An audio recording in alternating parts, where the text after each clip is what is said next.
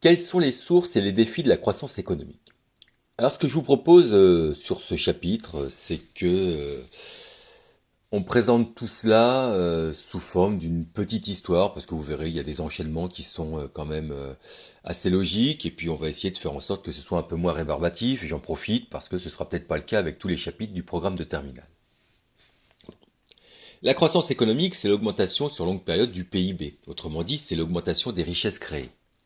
Mais d'où provient la croissance économique, cette augmentation des richesses créées?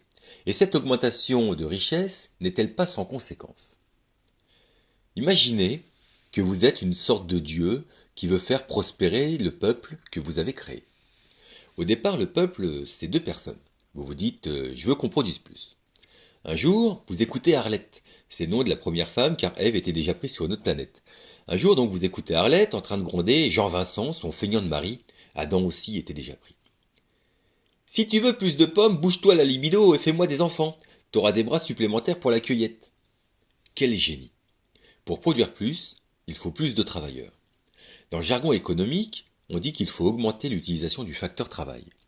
Mais pour la cueillette, pour creuser la terre, pour fabriquer des objets, pour rendre des services, il faut des outils, des locaux, des machines.